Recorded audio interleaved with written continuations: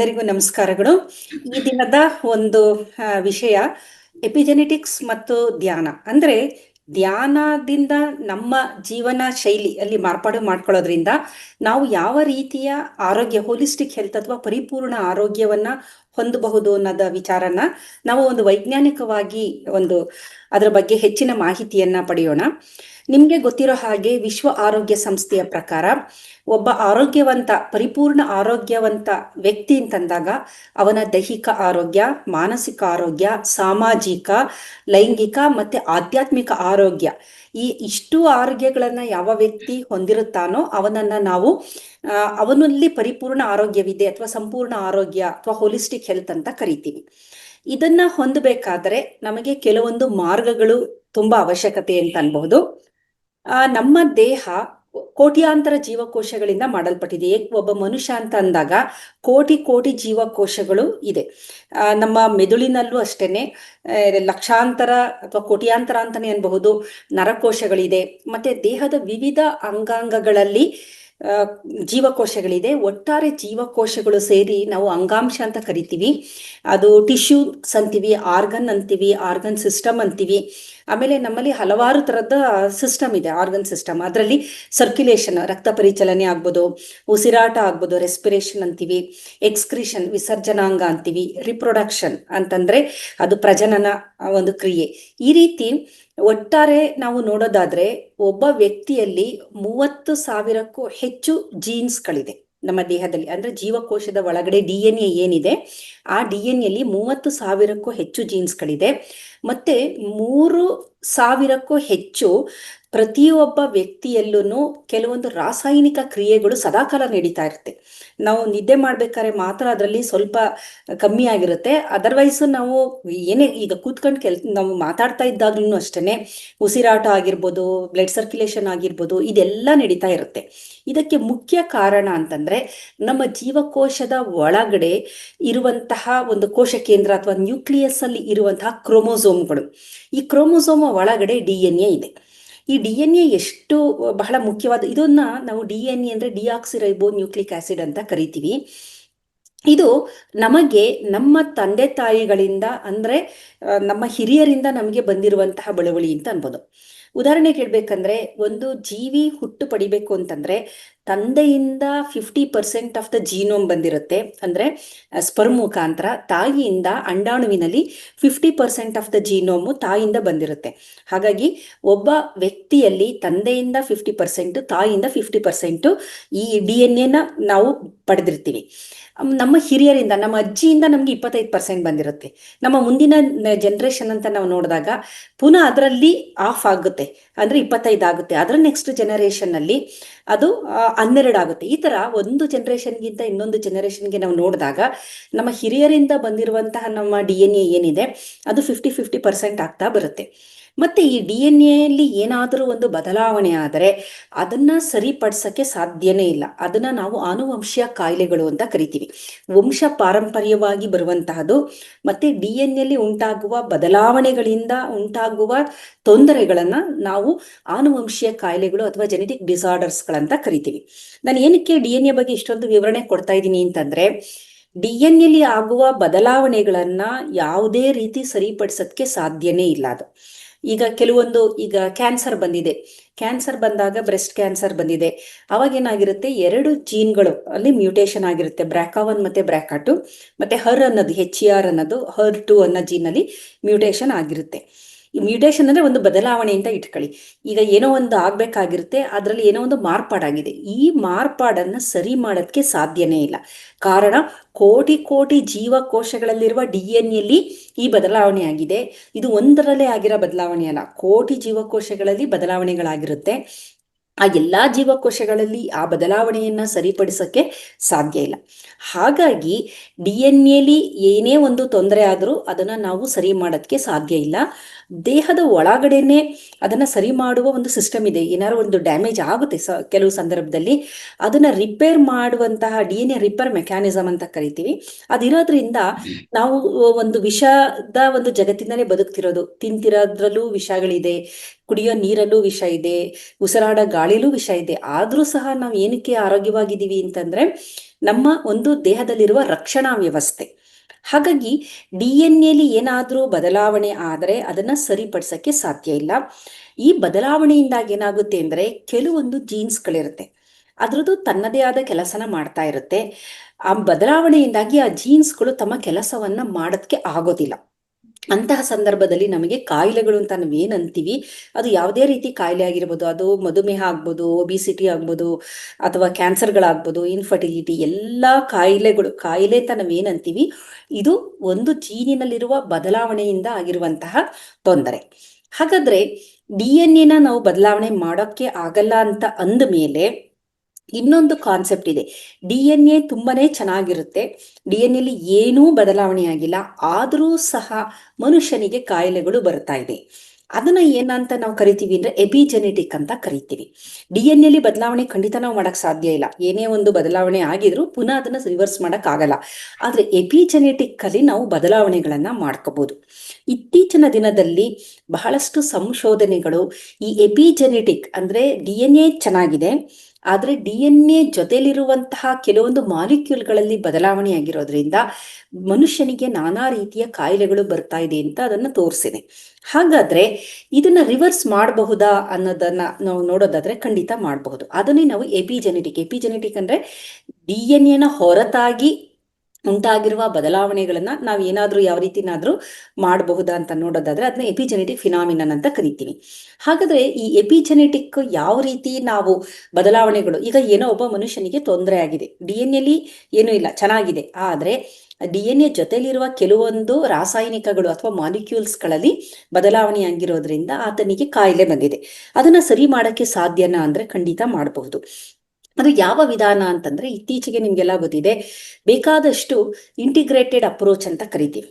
ಅಂದ್ರೆ ಈಗ ಒತ್ತಡ ಇದೆ, ಆತಂಕ ಇದೆ, ಅಥವಾ ಭಯ ಇದೆ, ಮಾನಸಿಕ ತೊಂದರೆಗಳಿದೆ, ಅದೇ ರೀತಿ ದೈಹಿಕ ತೊಂದರೆಗಳು, ಅದರಲ್ಲಿ ಉದಾಹರಣೆಗೆ ಅಜೀರ್ಣ, ಅವ್ರು ಏನು ತಿಂದ್ರು ಅದು ಜೀರ್ಣ ಆಗ್ತಿಲ್ಲ, ರಾತ್ರಿ ಹೊತ್ತು ನಿದ್ದೆ ಬರ್ತಾ ಇಲ್ಲ, ಇದನ್ನ ನಾವು ಸೈಕೋಸೊಮ್ಯಾಟಿಕ್ ಡಿಸಾರ್ಡರ್ಸ್ಗಳಂತ ಕರಿತೀವಿ. ಬಹಳಷ್ಟು ಕಾಯಿಲೆಗಳಿಗೆ ನಿಜವಾಗ್ಲೂ DNA ಏನು ಬದಲಾವಣೆ ಆಗಿಲ್ಲ, ಆದರೆ ಅದರ ಜೊತೆ ಇರುವ ಮಾಲಿಕ್ಯೂಲ್ಸ್ಗಳಲ್ಲಿ ಬದಲಾವಣೆ ಆಗಿದೆ. ಅದನ್ನ ನಾವು ಸರಿಪಡಿಸಿದ್ರೆ ಖಂಡಿತವಾಗ್ಲೂ ಈ ಎಲ್ಲ ಕಾಯಿಲೆಗಳಿಂದ ನಮಗೆ ಮುಕ್ತಿ ಸಿಕ್ಕುತ್ತೆ.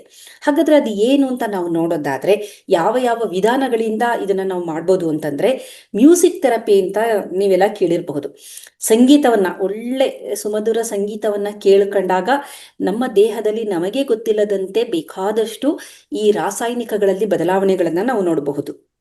ಚಪ್ಪಾಳೆ ಬಗ್ಗೆನೂ ನಾನು ಹಿಂದಿನ ಇದರಲ್ಲಿ ಹೇಳಿದೆ, ನಾವು ಚಪ್ಪಾಳೆ ಹೊಡೆದಾಗ್ಲೂ ಸಹ ನಮಗೆ ಅದರಿಂದ ಬೇಕಾದಷ್ಟು ಬೆನಿಫಿಟ್ಗಳಿದೆ ಅಂತ. ಒಂದು ಮುಗುಳು ನಗೆ ಅಥವಾ ನಗೋದು, ಇದರ ಜೊತೆಗೆ ಕೆಲವೊಂದು ಪ್ರೋಸೆಸ್ಗಳ ಬಗ್ಗೆನೂ ನಾನು ಹೇಳಿದ್ದೆ.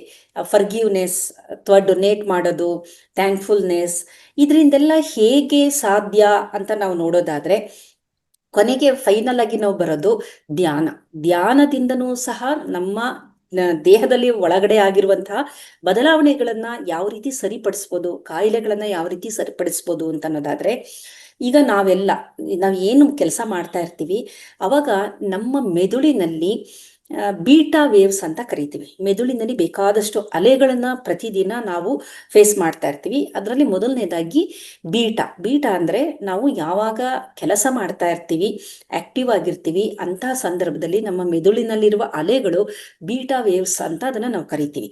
ನಾವು ಸುಮ್ಮನೆ ಧ್ಯಾನ ಸ್ಥಿತಿಲಿ ಕೂತಾಗ, ಕಣ್ಣು ಮುಚ್ಚಿ 2 ನಿಮಿಷ ನಾವು ಕೂತಾಗ ನಾವು ಬೀಟಾದಿಂದ ಆಲ್ಫಾಗೆ ಶಿಫ್ಟ್ ಆಗ್ತೀವಿ. ಆಲ್ಫಾ ಅಲೆ ಒಂಥರ ಕಾಮ್ನೆಸ್ ಕೊಡೋ ಅಂಥದ್ದು, ಮನಸ್ಸಿಗೆ ಶಾಂತಿ ನೀಡೋ ಅಂಥದ್ದು, ವಿತ್ ಸೈಲೆನ್ಸ್. ಅದಕ್ಕೆ ಹೇಳ್ತಾರೆ ಸೈಲೆನ್ಸ್ ಅಥವಾ ಮೌನ ಇದೆಯಲ್ಲ, ಮೌನದಿಂದ ಬೇಕಾದಷ್ಟು ಮಾನಸಿಕ ತೊಂದರೆಗಳನ್ನ ನಾವು ನಿವಾರಣೆ ಮಾಡ್ಬೋದು. ಮಾನಸಿಕ ತೊಂದರೆ ನಿವಾರಣೆ ಆದ್ರೆ ದೈಹಿಕ ಕಾಯಿಲೆಗಳು ಸಹ ಅದ್ರ ಜೊತೆಗೇನೆ ಗುಣಮುಖ ಆಗುತ್ತೆ ಅಂತ ಹೇಳ್ತಾರೆ. ಹಾಗಾಗಿ ಬೀಟಾದಿಂದ ಆಲ್ಫಾಗೆ ಶಿಫ್ಟ್ ಆಗ್ತೀವಿ. ಆಮೇಲೆ ಆಲ್ಫಾದಿಂದ ಟ್ರಾನ್ಸ್ ಅಥವಾ ಥೀಟಾ ಅಂತ ವೇವ್ಸ್ ಅಂತೀವಿ. ಅಂದ್ರೆ ಒಂದು ಮಂಪರು, ನಿದ್ದೆನೂ ಅಲ್ಲ, ಎಚ್ಚರಿಕೆನೂ ಅಲ್ಲ, ಅದು ಯೋಗ ನಿದ್ರಾ ಅಂತಾನೂ ಕರಿಬಹುದು. ಅದು ಮಂಪರು ಸ್ಥಿತಿ ಇದೆಯಲ್ಲ, ಅದನ್ನ ಟ್ರಾನ್ಸ್ ಅಥವಾ ಥೀಟಾ ವೇವ್ಸ್ ಅಂತ ಕರಿತೀವಿ. ನಂತರ ಗಾಢವಾದ ನಿದ್ದೆ, ಅದು ಡೆಲ್ಟಾದಲ್ಲಿ ಸಂಪೂರ್ಣ ನಿದ್ದೆ ಮಾಡ್ತಾ ಇರ್ತೀವಿ, ನಮಗೆ ಮೈ ಮೇಲೆ ಎಚ್ಚರಿಕೆನೇ ಇರೋದಿಲ್ಲ. ಇನ್ನೂ ಒಂದು ಅಲೆ ಇರುತ್ತೆ, ಅದು ಸಾಮಾನ್ಯವಾಗಿ ಯೋಗಿಗಳು, ಸಂತರು, ಸಾಧುಗಳು ಅಥವಾ ಮೆಡಿಟೇಷನ್ ತುಂಬ ವರ್ಷಗಳ ಕಾಲ ಮೆಡಿಟೇಷನ್ ಮಾಡುವಂತಹ ವ್ಯಕ್ತಿಗಳು ಯಾರಿರ್ತಾರೆ ಅವರಲ್ಲಿ ಈ ಒಂದು ಅಲೆಗಳನ್ನು ನಾವು ತಂದೀವಿ, ಅದು ಗಾಮಾ ಅಂತ ಅನ್ಬೋದು. ಗಾಮಾ ವೇವ್ಸು ಅದರಲ್ಲೂ ಬಹಳಷ್ಟು ಎಕ್ಸ್ಪರಿಮೆಂಟ್ ಮಾಡಿದ್ದಾರೆ. ಬುದ್ಧಿಸ್ಟ್ ಮಾಂಕ್ಗಳಲ್ಲಿ ಫಂಕ್ಷನಲ್ MRI ಅಂತ ಅವರ ಮೆದುಳನ್ನ ಅನಲೈಸ್ ಮಾಡಿದ್ದಾರೆ. ಯಾರು ಸತತವಾಗಿ ಮೆಡಿಟೇಷನ್ ಮಾಡ್ತಾರೆ ಮತ್ತು ಯಾರು ಮೆಡಿಟೇಷನ್ನೇ ಮಾಡೋದಿಲ್ಲ, ಎರಡು ಗುಂಪುಗಳನ್ನು ತೆಗೆದುಕೊಂಡು ಎರಡು ಗುಂಪಲ್ಲಿ ಈ ಒಂದು ಗಾಮಾ ವೇವ್ಸ್ ಏನಾದರೂ ಇದೆಯಾ, ಆಲ್ಫಾ ವೇವ್ಸ್ ಇದೆಯಾ ಅಂತೆಲ್ಲ ನೋಡಿದ್ದಾರೆ. ಯಾರು ಸತತವಾಗಿ ಮೆಡಿಟೇಷನ್ ಮಾಡ್ತಾರೆ ಅಂತಹ ವ್ಯಕ್ತಿಗಳಲ್ಲಿ ಈ ಗಾಮಾ ವೇವ್ಸ್ ಇರುತ್ತೆ. ಈ ಗಾಮಾ ವೇವ್ಸ್ ಯಾರಿಗಿರುತ್ತೆ ಅವರು ನೇರವಾಗಿ ಒಂದು ಕಾಸ್ಮಿಕ್ ಎನರ್ಜಿ, ಈ ಪ್ರಕೃತಿಯಲ್ಲಿರುವಂತಹ ಒಂದು ಎನರ್ಜಿ ಅಂತ ನಾವು ಏನು ಹೇಳ್ತೀವಿ ಅದನ್ನ ಎಲ್ಲ ಬೇರೆ ಬೇರೆ ರೂಪದಲ್ಲಿ ಹೇಳ್ಬೋದು. ದೇವರು ಅಂತ ಅನ್ಬೋದು, ಅಥವಾ ಹೈಯರ್ ಕಾನ್ಶಿಯಸ್ ಅನ್ಬೋದು, ಕಾಸ್ಮಿಕ್ ಎನರ್ಜಿ ಅನ್ಬೋದು.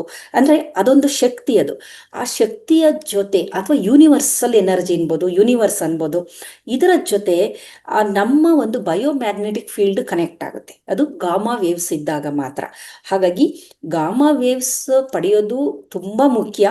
ಆದರೆ ಇದರ ಸಿದ್ಧಿ ಎಲ್ಲರಿಗೂ ಆಗಲ್ಲ. ಇದಕ್ಕೆ ಒಂದು ಸತತವಾದ ಪ್ರತಿದಿನ ನಾವು ಧ್ಯಾನ ಮಾಡ್ತಾ ಬಂದ್ರೆ ಎಷ್ಟೋ ವರ್ಷಗಳ ಕಳೆದ ನಂತರ ನಾವು ಆ ಒಂದು ಸ್ಥಿತಿ, ಅಂದ್ರೆ ಸಮಾಧಿ ಸ್ಥಿತಿ ಅಂತಾನೂ ಕರೀತಾರೆ ಅದನ್ನ, ಅಂತ ಸ್ಥಿತಿಗೆ ನಾವು ಹೋಗಬಹುದು.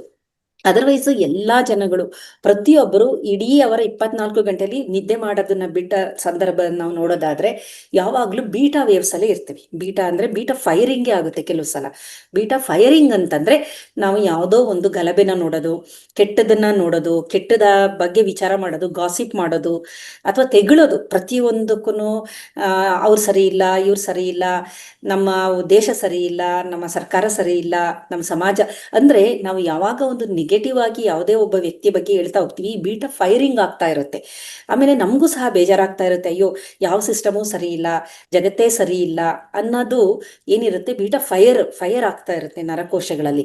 ಹಾಗಾಗಿ ನಾವು ಆದಷ್ಟು ಒಂದು ಈ ಆಲ್ಫಾ ವೇವ್ಗೆ ಹೋಗ್ಬೇಕು, ಅಥವಾ ಗಾಮಾ ವೇವ್ ಅಥವಾ ಟ್ರಾನ್ಸ್ ಕಂಡೀಷನ್ ಅಂತ ಅಂದ್ರೆ ಅದು ಥೀಟಾ ವೇವ್ಸ್ಗೆ ಹೋಗ್ಬೇಕು. ಇದು ಯಾವುದರಿಂದ ಅಂತ ನಾವು ನೋಡೋದಾದ್ರೆ ಮೆಡಿಟೇಷನ್ ಇಂದ ನಾವು ಈ ಒಂದು ಸ್ಥಿತಿಯನ್ನ ಪಡೆಯಬಹುದು. ಸಾಮಾನ್ಯವಾಗಿ ನಿಮ್ಗೆ ಗೊತ್ತಿದೆ, ಮೆಡಿಟೇಷನ್ ಅಲ್ಲಿ ಬೇಕಾದಷ್ಟು ಸಾವಿರಾರು ತರದ ಮೆಡಿಟೇಷನ್ಗಳಿದೆ. ಒಂದೊಂದು ಸಂಪ್ರದಾಯದಲ್ಲಿ, ಈಗ ಬುದ್ಧಿಸ್ಟ್ ನೋಡೋದಾದ್ರೆ ಅವ್ರದೇ ಒಂದು ಮೆಡಿಟೇಷನ್ ವಿಧಾನ ಇದೆ.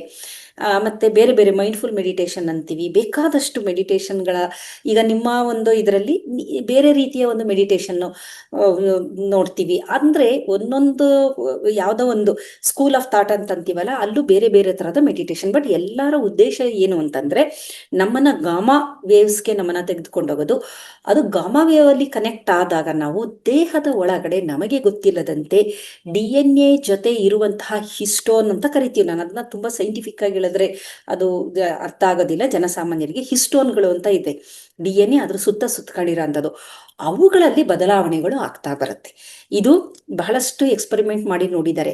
ಮ್ಯೂಸಿಕ್ ಥೆರಪಿ ಅಂತ ಮಾಡಿದಾಗ್ಲೂ ಸಹ ಈ ಒಂದು ಹಿಸ್ಟೋನ್ಗಳಲ್ಲಿ ಬದಲಾವಣೆಗಳು, ಅಂದ್ರೆ ಅವುಗಳ ಜೊತೆ ಅಟ್ಯಾಚ್ ಆಗಿರುವಂಥ ಅಸಿಟೈಲ್ ಗ್ರೂಪ್, ಪಾಸ್ಪೇಟ್ ಗ್ರೂಪ್, ಬೇರೆ ಬೇರೆ ಗ್ರೂಪ್ಗಳಿರುತ್ತೆ. ಪಾಸ್ಪರಿಲೇಷನ್ ಅಂತೀವಿ, ಅಸಿಟೈಲೇಷನ್ ಅಂತೀವಿ, ಮಿಥೈಲೇಷನ್ ಅಂತೀವಿ. ಈ ತರದ ಕೆಲವೊಂದು ರಾಸಾಯನಿಕ ಗುಂಪುಗಳು ಈ ಹಿಸ್ಟೋನ್ ಮತ್ತೆ DNA ಜೊತೆ ಜೋಡಣೆ ಆಗಿರುತ್ತೆ. ಜೋಡಣೆ ಆಗಿದ್ದ ಸಂದರ್ಭದಲ್ಲಿ ಕೆಲವೊಂದು ಜೀನ್ಗಳನ್ನ ಅದು ಕ್ರಿಯಾಶೀಲವಾಗುವಂತೆ ಮಾಡುತ್ತೆ, ಕೆಲವೊಂದು ಜೀನ್ಸ್ಗಳನ್ನ ನಿಷ್ಕ್ರಿಯವಾಗುವಂತೆ ಮಾಡುತ್ತೆ. ನಮ್ಮ ದೇಹದಲ್ಲಿ ಏನೇ ನಡಿಬೇಕು ಅಂದ್ರೂ ಅದಕ್ಕೆ ಜೀನ್ಸ್ಗಳೇ ಮುಖ್ಯ ಕಾರಣ. ಆ ಜೀನ್ಗಳು ಸರಿಯಾದ ಸಂದರ್ಭದಲ್ಲಿ, ಸರಿಯಾದ ಕ್ರಮದಲ್ಲಿ ಅದು ಕ್ರಿಯಾಶೀಲ ಆಗಿದ್ದಾಗ ಮಾತ್ರ ನಾವು ಆರೋಗ್ಯಕರವಾಗಿರ್ತೀವಿ.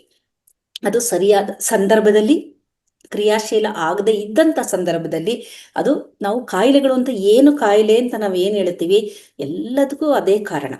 ಹಾಗಾಗಿ ಬಹಳಷ್ಟು ಒಂದು 75% ಕಾಯಿಲೆಗಳು ಏನಿದೆ ಆ ಕಾಯಿಲೆಗಳನ್ನ ರಿವರ್ಸ್ ಮಾಡ್ಬೋದು. ಅಂದರೆ ಸಂಪೂರ್ಣವಾಗಿ ಅದನ್ನ ನಾವು ಏನು ತೊಂದರೆ ಆಗಿದೆ ಅದನ್ನ ನಿವಾರಣೆ ಮಾಡಬಹುದು. ಯಾವ ರೀತಿ ಅಂದರೆ DNA ಜೊತೆ ಹೊಂದಾಣಿಕೆಯಾಗಿರುವಂತಹ ಈ ರಾಸಾಯನಿಕಗಳನ್ನ ಬದಲಾವಣೆ ಮಾಡೋದ್ರಿಂದ.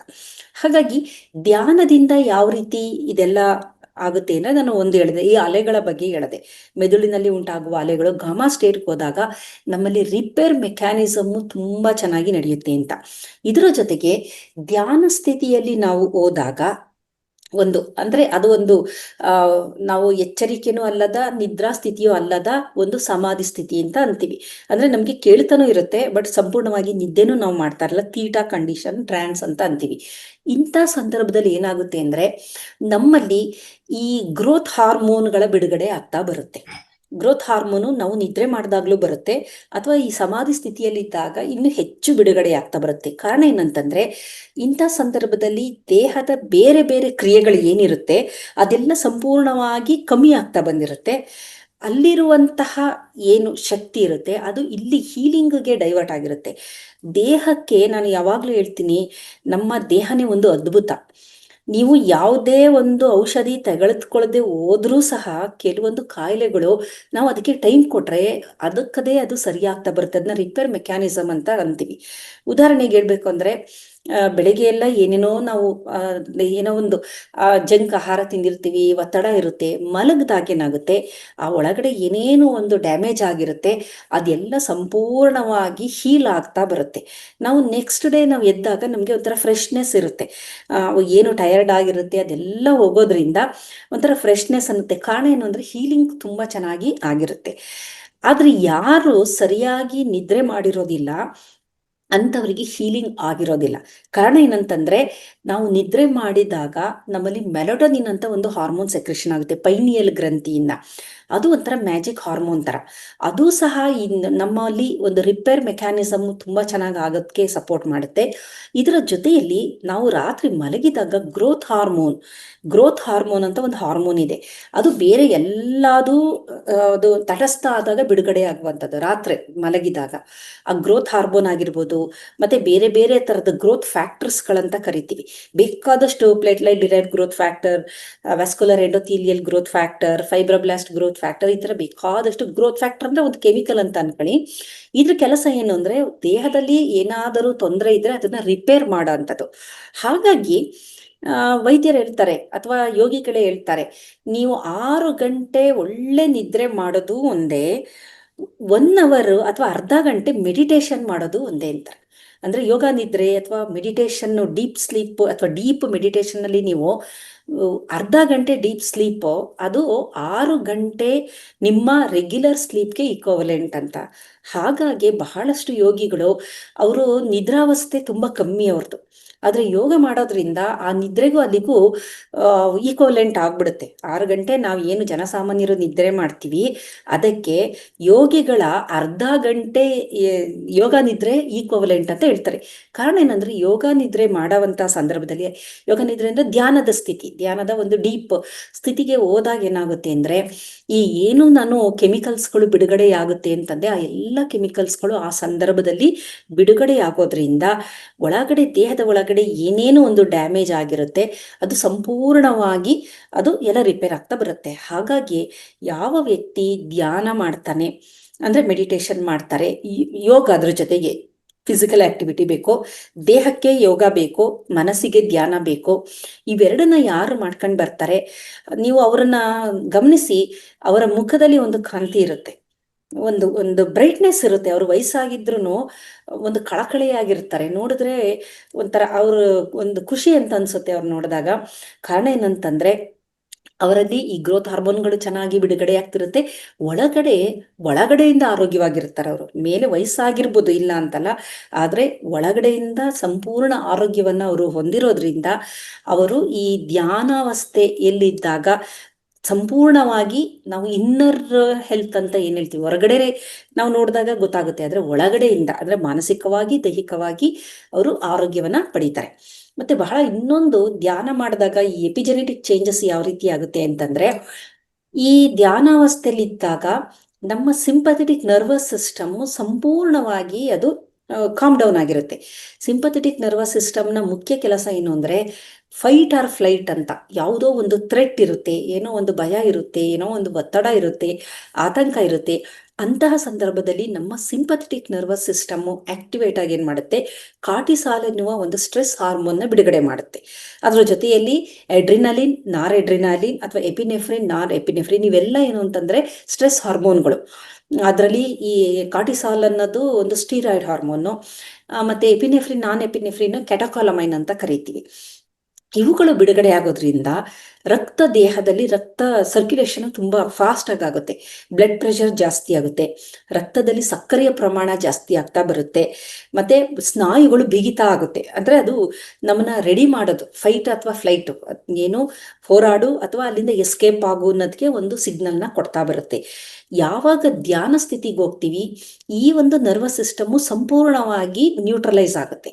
ಇನ್ನೊಂದು ನರ್ವಸ್ ಸಿಸ್ಟಮ್ ಇದೆ, ಪ್ಯಾರಾಸಿಂಪಥೆಟಿಕ್ ನರ್ವಸ್ ಸಿಸ್ಟಮ್ ಅಂತ. ಅದು ನಮ್ಮ ದೇಹವನ್ನ, ಇದೆಲ್ಲ ನಾನು ಏನೇನು ಹೇಳಿದೆ, ಹಾರ್ಟ್ ಬೀಟ್ನ ಕಮ್ಮಿ ಅಂದರೆ ಸಂಪೂರ್ಣ ಅಂತಲ್ಲ, ಜಾಸ್ತಿ ಉದ್ವೇಗ ಏನಿರುತ್ತೆ ಅದನ್ನ ಕಮ್ಮಿ ಮಾಡೋ ಅಂಥದ್ದು.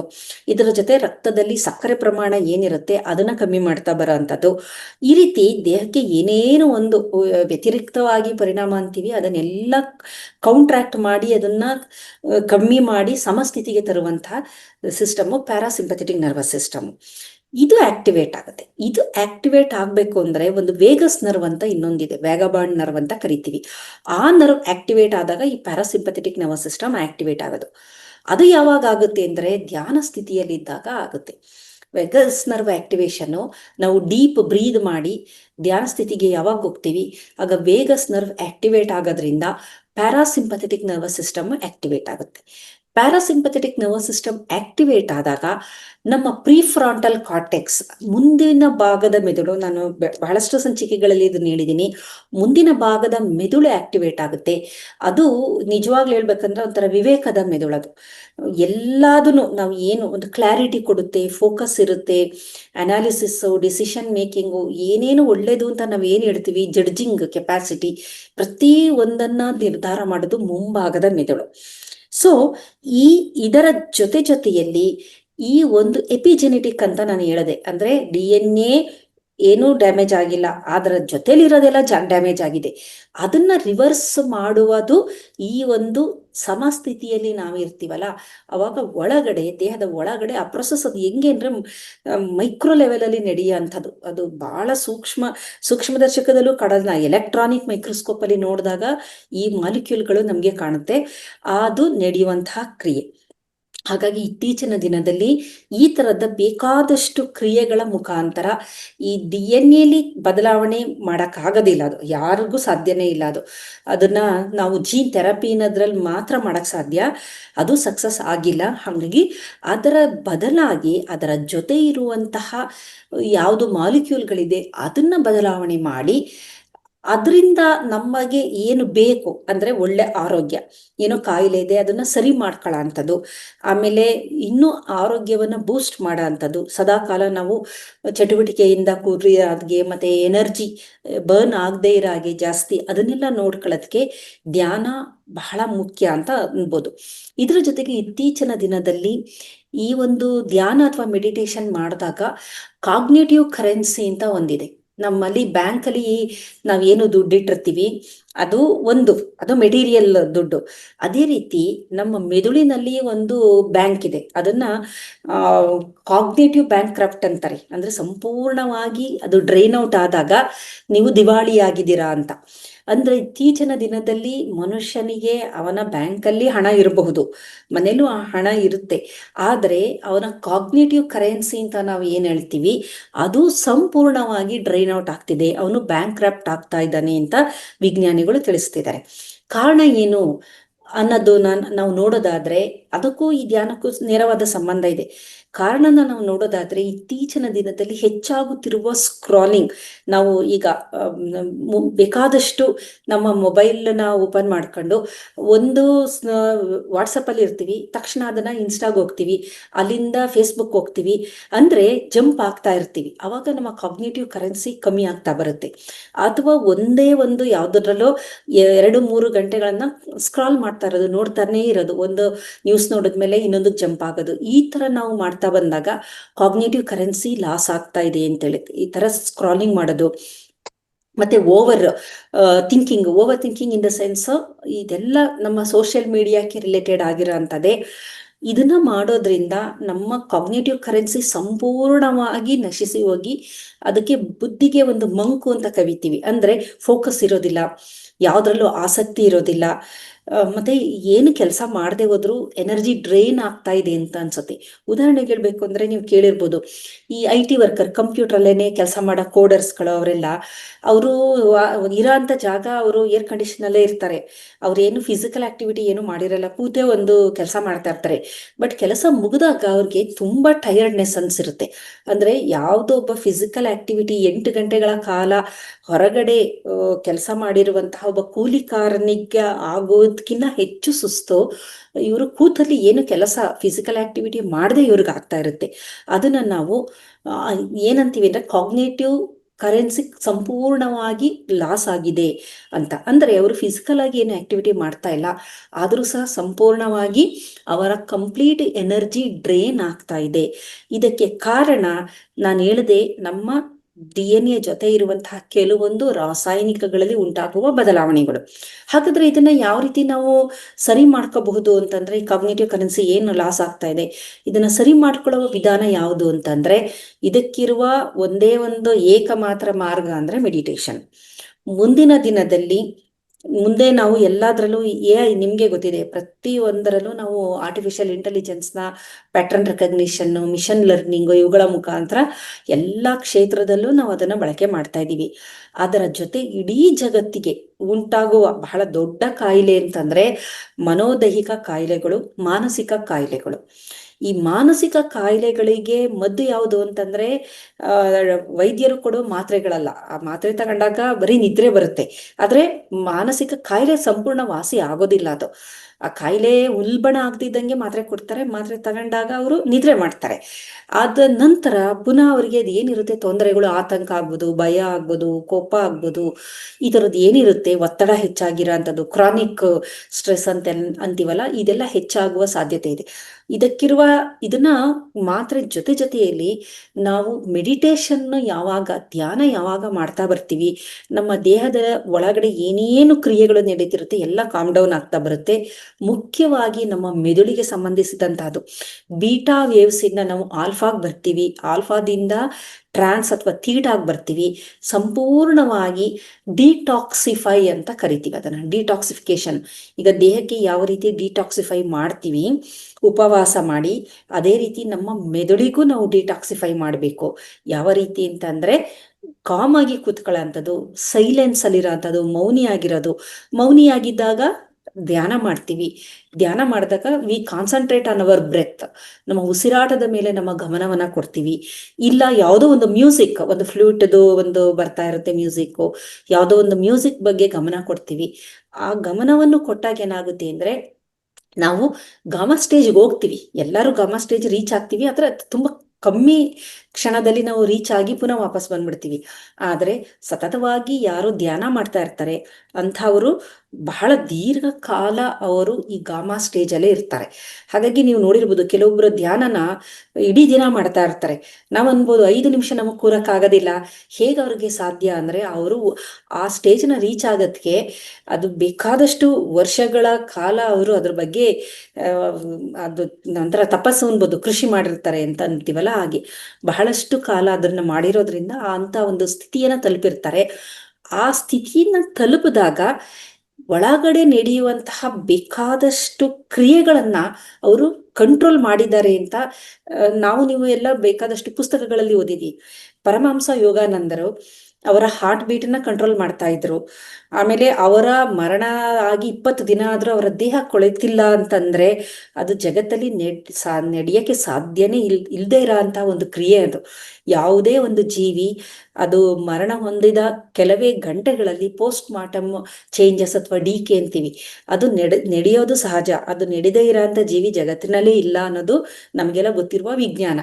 ಆದರೆ ಅವರ ದೇಹ 20 ದಿನಗಳ ಆದ್ರೂ ಅದು ಯಾವುದೇ ರೀತಿಯ ಬದಲಾವಣೆ ಆಗದೇ ಇತ್ತು ಅಂತಂದ್ರೆ ಅವರ ಒಳಗಿನ ಏನು ಕ್ರಿಯೆಗಳಿರುತ್ತೆ. ಉದಾಹರಣೆಗೆ ಹೇಳ್ಬೇಕು ಅಂದ್ರೆ ಹಾರ್ಟ್ ಬೀಟನ್ನ ನಮ್ಗೆ ಕಂಟ್ರೋಲ್ ಮಾಡ್ಕೊಳಕ್ ಆಗೋದಿಲ್ಲ. ದೇಹದ ಒಳಗಡೆ ನಡೆಯುವ ಡೈಜೆಷನ್ ಆಗ್ಬೋದು, ಎಕ್ಸ್ಕ್ರೀಷನ್ ಆಗ್ಬೋದು, ಕಿಡ್ನಿ ಫಂಕ್ಷನ್, ಲಿವರ್ ಫಂಕ್ಷನ್ ಅಥವಾ ನಮ್ಮ ಲಂಗ್ ಫಂಕ್ಷನ್, ಇದನ್ನ ಕಂಟ್ರೋಲ್ ಆಗಲ್ಲ.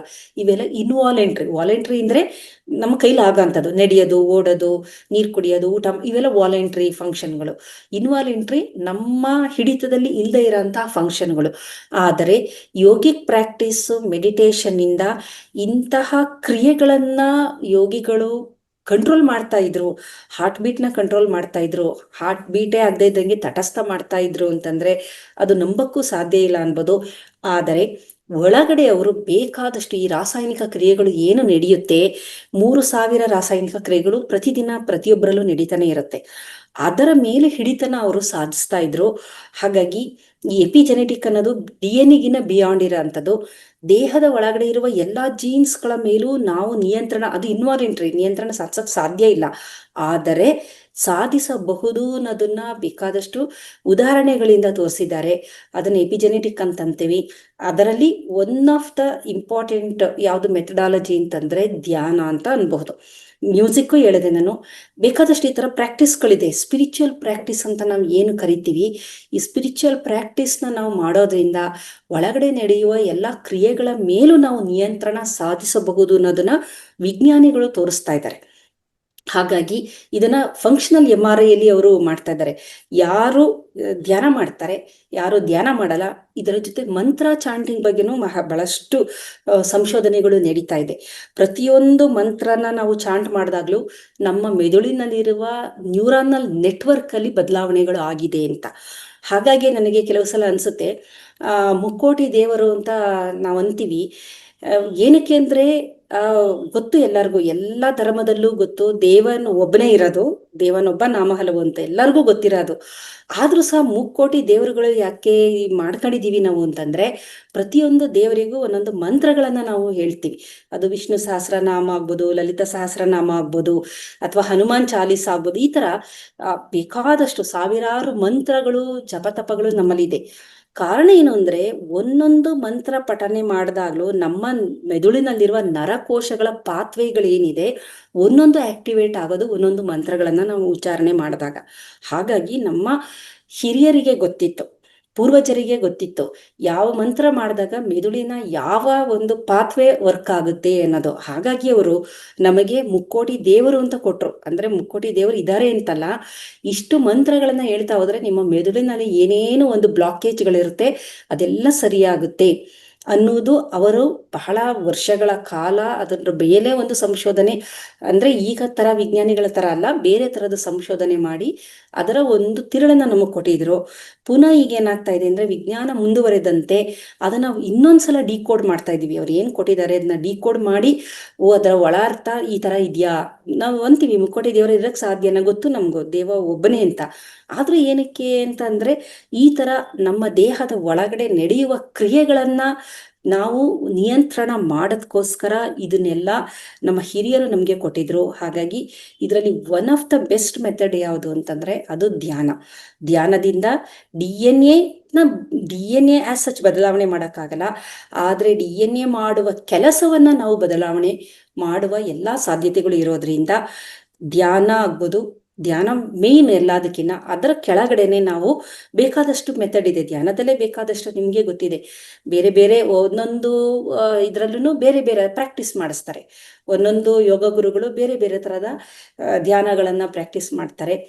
ಹಾಗಾಗಿ ಅದನ್ನ ಮಾಡೋದ್ರಿಂದ ಖಂಡಿತವಾಗ್ಲೂ ನಮಗೆ ಗೊತ್ತಿಲ್ಲದಂತೆ ನಮ್ಮ ದೇಹದ ಒಳಭಾಗದಲ್ಲಿರುವ ಕ್ರಿಯೆಗಳ ನಿಯಂತ್ರಣ ನಾವು ಸಾಧನೆ ಮಾಡಿ, ಏನೇ ಕಾಯಿಲೆಗಳು ಅಂತ ನಾವ್ ಏನಂತೀವಿ, ಕಾಯಿಲೆಗಳು ಅಂತಂದ್ರೆ ಅದು ಒಳಗಡೆ ಆಗಿರುವ ತೊಂದರೆಗಳು ಮ್ಯಾನಿಫೆಸ್ಟ್ ಆಗಿರೋದು ಅಷ್ಟೇನೆ. ಅದನ್ನ ನಿಯಂತ್ರಣ ಮಾಡಬಹುದು ಅಂತ ವಿಜ್ಞಾನ ತೋರಿಸ್ಕೊಟ್ಟಿದೆ. ಹಾಗಾಗಿ ಮುಂದಿನ ದಿನದಲ್ಲಿ ಧ್ಯಾನದ ಬಗ್ಗೆ ಇನ್ನೂ ಹೆಚ್ಚು ರಿಸರ್ಚ್ ನಡೀತಾ ಇದೆ. ಅದರ ವಿಚಾರ ನನಗೆ ಹೆಚ್ಚು ಗೊತ್ತಾದ್ರೆ ನಾನು ಮುಂದಿನ ದಿನದಲ್ಲಿ ತಮ್ಮ ಜೊತೆ ಅದನ್ನ ನಾನು ಶೇರ್ ಮಾಡ್ತೀನಿ. ಹಾಗಾಗಿ ಇದ್ರ ಬಗ್ಗೆ ಒಂದು ಸಂಕ್ಷಿಪ್ತವಾಗಿ, ಸ್ಥೂಲವಾಗಿ ನಾನೊಂದು ವಿವರಣೆ ಕೊಟ್ಟಿದ್ದೀನಿ. ಏನಾದ್ರೂ ತಮ್ಗೆ ಒಂದು ಡೌಟ್ಸ್ ಅಥವಾ ಕ್ವೆಶನ್ಸ್ ಇತ್ತು ಅಂದ್ರೆ ಖಂಡಿತವಾಗ್ಲೂ ಅದನ್ನ ಉತ್ತರಿಸುವ ಒಂದು ಪ್ರಯತ್ನ ಮಾಡ್ತೀನಿ. ನಮಸ್ತೆ ಮೇಡಮ್. ನಮಸ್ತೆ madam, thank you so much, thank you very much. ಹೇಗಾಯ್ತು ಅಂತಂದ್ರೆ, ನಾವು ಧ್ಯಾನದ ಅಥವಾ ಸ್ಪಿರಿಚುವಲ್ ಕ್ಲಾಸಲ್ಲಿ ಮಾತ್ರ ಕೂತಿರೋದಲ್ಲ, ನಾವು ವಾಪಸ್ ನಮ್ಮ ಕಾಲೇಜಿನಲ್ಲಿ ಸೈನ್ಸ್ ಕ್ಲಾಸ್ನಲ್ಲಿ ಕೂತ ಹಾಗೆ ಆಯಿತು. ಜೊತೆಗೆ ಇದರದ್ದೆಲ್ಲವೂ ಹೇಗೆ ಒಂದು ಸ್ಟಡಿ ಮಾಡಿದ್ದಾರೆ ಅಥವಾ ಇತ್ತೀಚಿನ ದಿನಗಳಲ್ಲಿ ಯಾವ ಥರದ ಸಂಶೋಧನೆ ಆಗಿದೆ, DNA ನಾವು ಚೇಂಜ್ ಮಾಡಲಿಕ್ಕೆ ಬರದೇ ಇದ್ರೂ ಸಹ ಅದರ ಸುತ್ತಲೂ ಇರತಕ್ಕಂತಹ ಕೆಮಿಕಲ್ಸ್, ಅದರ ಆಕ್ಟಿವೇಶನ್ ಅಥವಾ ಅದ ಹೇಗೆ ಅದರ ಕ್ರಿಯೆಗಳಲ್ಲಿ ಬದಲಾವಣೆಯನ್ನ ಟ್ರಾನ್ಸ್ಫಾರ್ಮೇಶನ್ ತಂದು ನಮ್ಮ ಆರೋಗ್ಯವನ್ನ ಕಾಪಾಡ್ಕೊಳ್ಬಹುದು.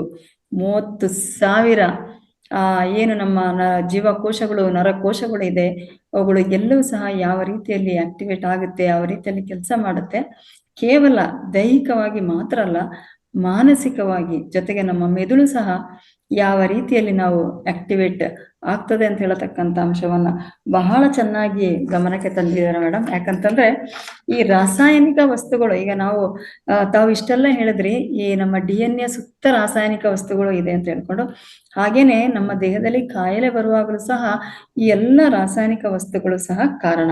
ಸೊ ಇದೆಲ್ಲವನ್ನು ಸಹ ನಾವು ಧ್ಯಾನದಿಂದ ಕ್ಲಿಯರ್ ಮಾಡ್ಕೋಬಹುದು, ಧ್ಯಾನದಿಂದ ಪರಿವರ್ತನೆ ತರಬಹುದು. DNA ಪರಿವರ್ತನೆ ಮಾಡಲಿಕ್ಕೆ ಸಾಧ್ಯ ಇಲ್ಲ, ಬದಲಾಯಿಸಲಿಕ್ಕೆ ಸಾಧ್ಯ ಇಲ್ಲ. ಆದರೆ ಅದರ ಸುತ್ತಲೂ ಇರತಕ್ಕಂತಹ ಈ ಕೆಮಿಕಲ್ಸ್ ಏನಿದೆ ಅದನ್ನ ನಾವು ಬದಲಾವಣೆ ಮಾಡಿಕೊಂಡು ನಾವು ಧ್ಯಾನದಿಂದ ಉತ್ತಮ ಆರೋಗ್ಯವನ್ನ ಕಾಪಾಡಿಕೊಳ್ಳಬಹುದು. ಮಾನಸಿಕವಾಗಿ, ದೈಹಿಕವಾಗಿ ಸಹ ನಾವು ಚೆನ್ನಾಗಿರ್ಬೋದು ಅಂತ ಹೇಳತಕ್ಕಂಥ ಅಂಶವನ್ನ ಬಹಳ ನಾವು ಪರಿಶುದ್ಧತೆ ಅಂತ ಹೇಳ್ತೇವಲ್ಲ, ಹಾಗೆ ನಿಮ್ಮ ಅಚ್ಚು ಕನ್ನಡ, ನಿಮ್ಮ ಒಂದು ಸರಳ ಕನ್ನಡ ಅರ್ಥ ಆಗುವ ರೀತಿಯಲ್ಲಿ ಎಲ್ಲರಿಗೂ ಮನಮುಟ್ಟುವ ಹಾಗೆ ಹೇಳಿದರೆ ಮೇಡಮ್. ನಿಜವಾಗ್ಲೂ ತುಂಬಾ ನಾವುಗಳೆಲ್ಲರೂ ಸಹ ಧನ್ಯರು. ಜೊತೆಗೆ ಈ ಒಂದು ವೇದಿಕೆಯ ಮುಖಾಂತರ ನಾನು ನಿಮಗೆ ಕೋಟಿ ನಮನವನ್ನ ಹೇಳಲಿಕ್ಕೆ ಹೇಳ್ತಾ ಇದ್ದೇನೆ madam. Thank you so much. Thank you.